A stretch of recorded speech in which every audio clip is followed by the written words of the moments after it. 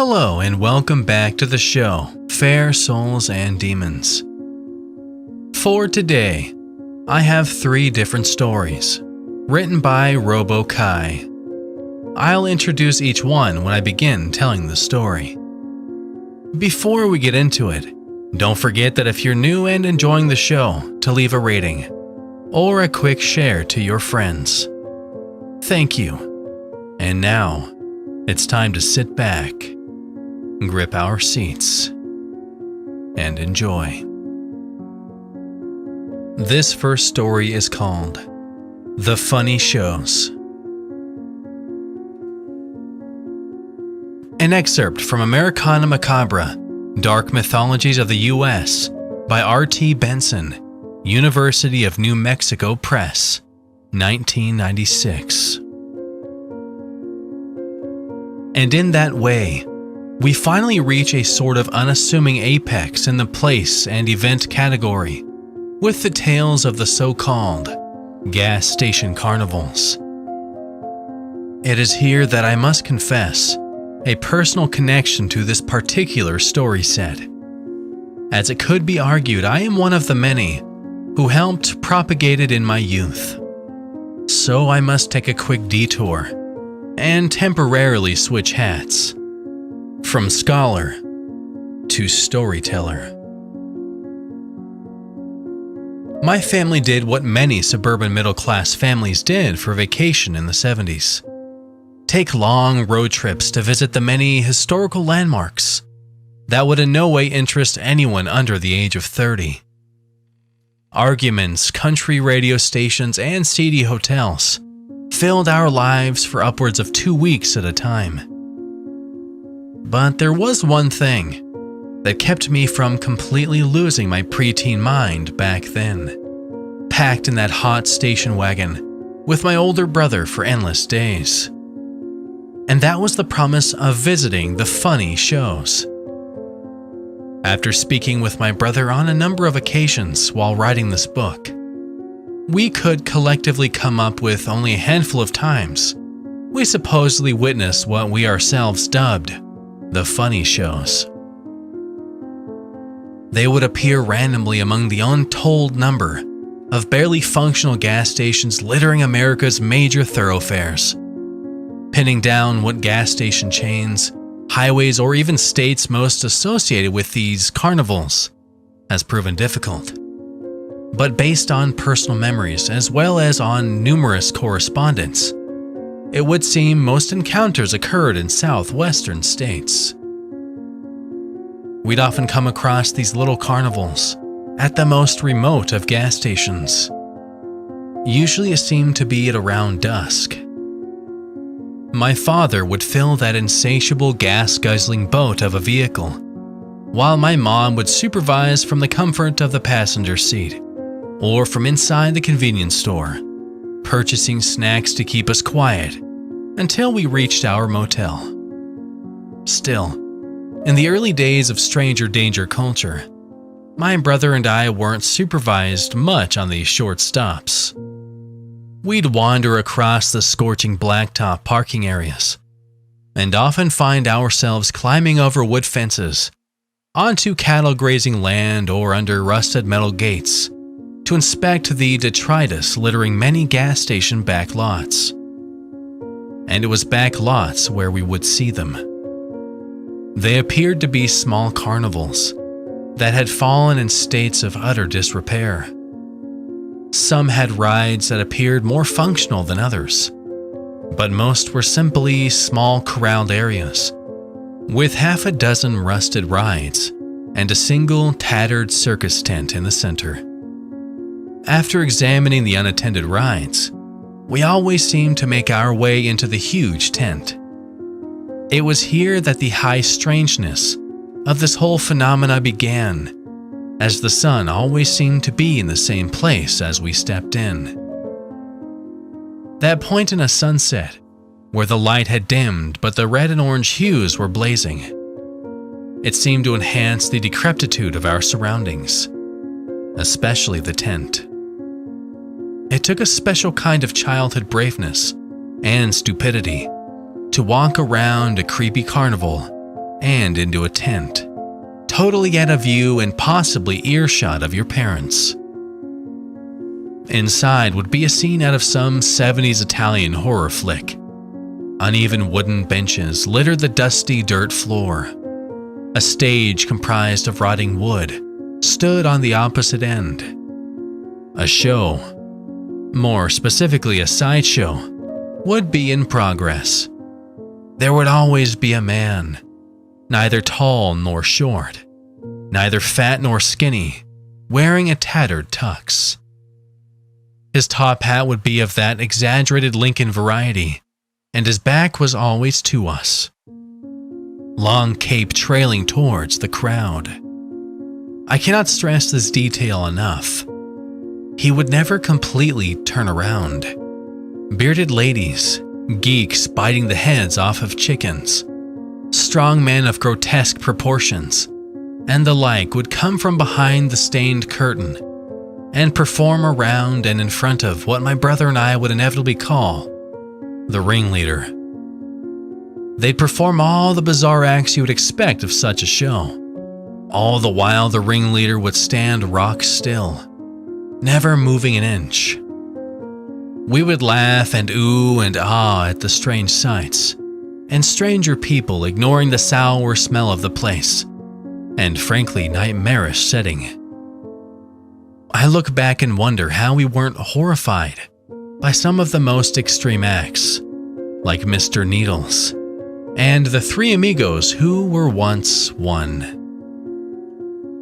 The whole show would be capped off with a big finale where the whole cast would come out and begin dancing erratically around us, organ grinder music piping in from nowhere. Everyone would be smiling these enormous rictus smiles, and would each in turn pat us on the back. The music would cut out abruptly, and the whole ensemble would file out of the tent at the back of the battered stage. It was then that the ringleader would ever so slightly turn his head to the left. A brief glimpse of ratty blonde hair and mottled skin, and that seems to be where my brother and I's memory blank out. The next thing either of us can recall, in every single instance, is sitting in the car, no longer anywhere near the gas station, and the sun being well down. The show seemed almost like dreams bordering on nightmares, but we never thought of them that way. There was something too real about the whole experience, at least to us. I spoke with a psychologist friend early on about all of this, and his impression was that we were suffering from the usual, overly active childhood imagination that had blended into our actual memories. A common occurrence, he assured me, as we got older. Human memory being what it is, I was inclined to believe him. It wasn't until research for this book started in earnest, and after a few conversations with my brother, that I posted the topic on a few Usenet boards. My threads were inundated with posts from dozens of people who had experienced near the exact same events as children. There were also mentions of disturbing, oddly connected events that hinted at a wider world of disquieting stories. A rash of menacing clown sightings around the Boston area in 1981. The Solway Firth spaceman. Young women disappearing along a desolate Canadian highway for decades. Children's television shows that could have never have existed, but are remembered nonetheless. In the end, though, no one seemed to be able to pin down any more details than my brother and I could. Sometimes the performers changed, the states varied, but the core experience was the same. A creepy sideshow behind a gas station that no one but the person in question saw. I ended up nearly where I started. Unlike most of the urban legends and campfire tales I've presented thus far, which have given up at least some details of their origins and connection with reality, the funny shows have not. not these gas station carnivals, as one user's post put them. They remain as darkly feral as they seemed to me and my sibling all those years ago. They could still be out there, even in this age of space travel and cell phones, entertaining a whole new generation of youth, but also planting a seed of future unnerving doubt about what lies beyond the next desolate stretch of American highway.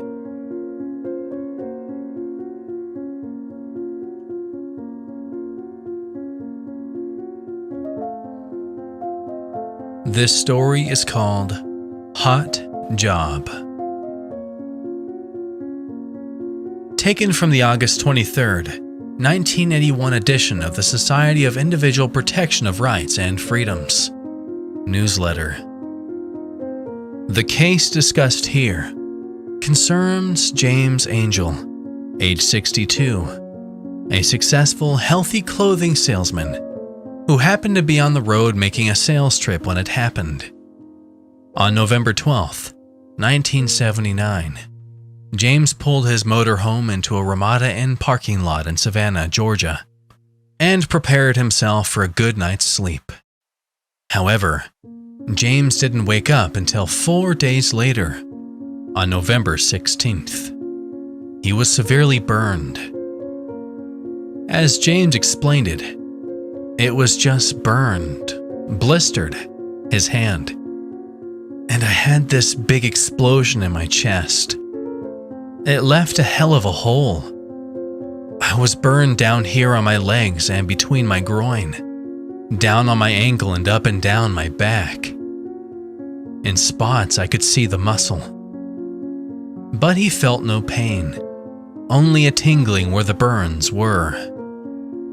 He showered and changed his clothes, none of which were touched by the burn, and went to find help. He made it into the hotel lobby before being overcome with a sudden, intense case of vertigo and summarily collapsed. The next thing he recalled was waking up in the hospital. His right hand had been charred almost to the bone, and the hole in his chest was 3/4 of an inch deep. The doctors told him he had been burned internally. His hand was eventually amputated, and he suffered permanent nerve damage in all afflicted areas. Tissue samples were taken, but local lab results proved inconclusive. The doctors ruled out fire and radiation, but in the end, were at a total loss. At his doctor's insistence, he contacted local police to see if any clues could be found as to what had happened to him, and if there had indeed been some criminal act committed against his person. They canvassed the area, interviewing most of the hotel employees and a number of guests. No one seemed to have seen much of anything, although one of the hotel cooks related to a peculiar story.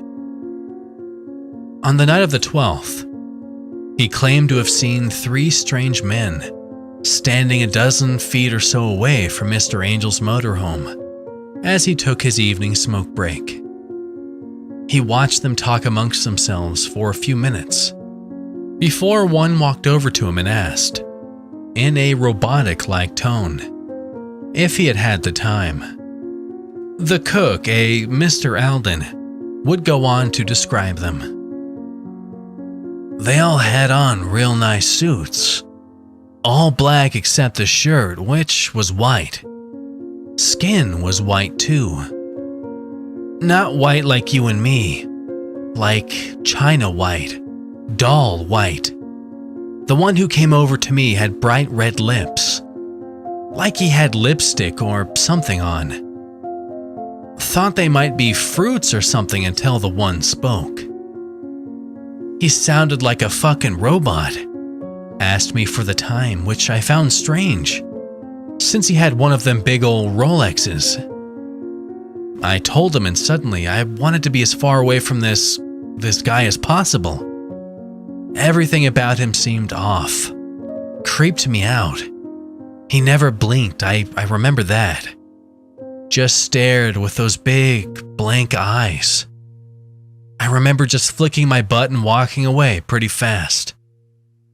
I heard him talk over my shoulder, say something to the others about this hot job is almost complete. And something like batch consignment for Delta, I don't know. The whole thing left me pretty shook up. The police could never identify these men, and with no corroborating witnesses, wrote Mr. Alden's story off. Nothing more of interest was found, and the case was shelved. Mr. Angel returned home to Akron, Ohio, where he now lives on permanent disability. To this day, James Angel has no idea what happened to him and how he became so badly burned. Follow up to August 23rd, 1981 article concerning Mr. Angel and the possible criminal acts perpetrated on him. Published in May 14th, 1984 edition. Spiraf has recently received a letter from Mr. Angel's attorney informing us that he has passed away. Unfortunately, the circumstances were not discussed at length, since an ongoing murder investigation is in progress. What we were told in the letter, that Mr. Angel was found dead almost 5 years to the day of the incident mentioned in our earlier article. His body was found missing limbs, and a number of organs had also been removed. There was no sign of forced entry, and none of his fellow tenants in his apartment building saw or heard anything. His attorney hinted at other, more unsettling details that were not elaborated upon.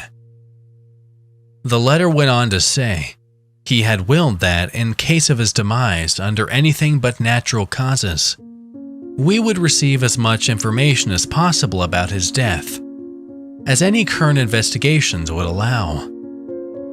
We will follow this case with much interest.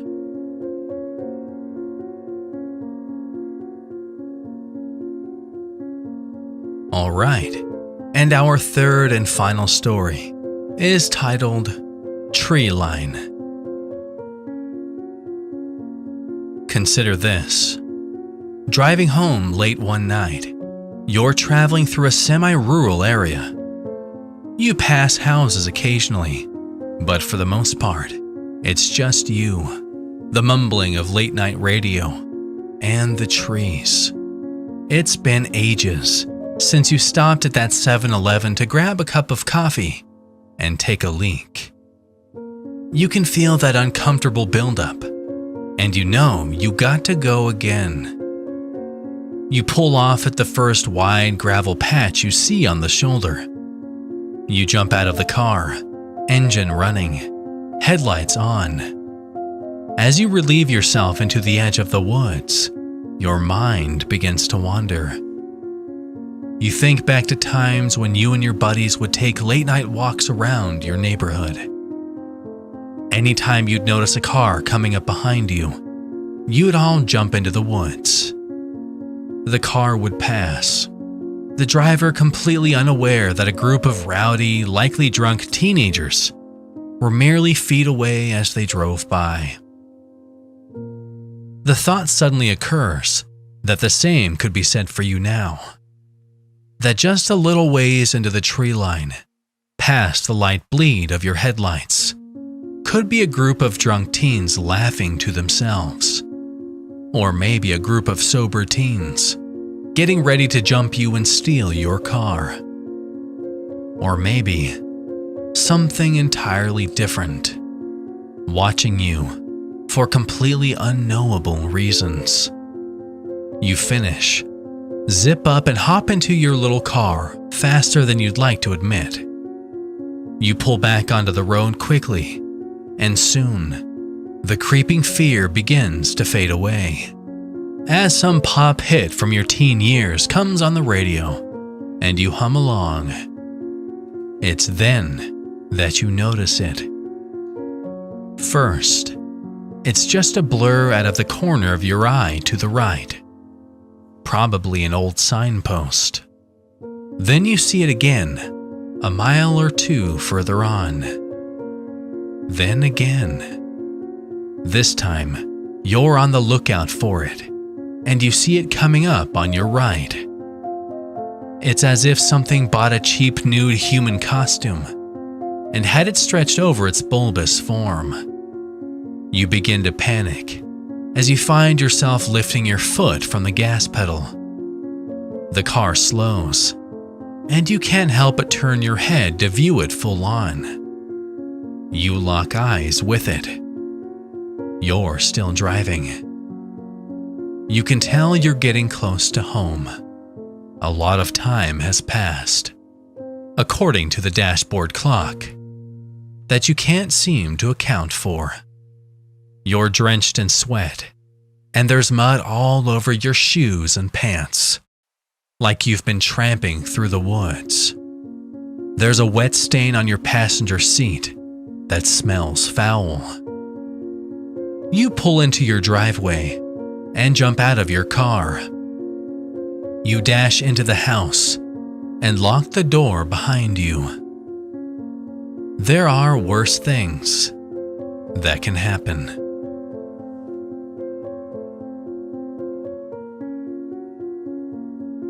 Thank you all for listening to these shorter horror stories. I know I don't normally do multiple stories in one go, but I hope you enjoyed it.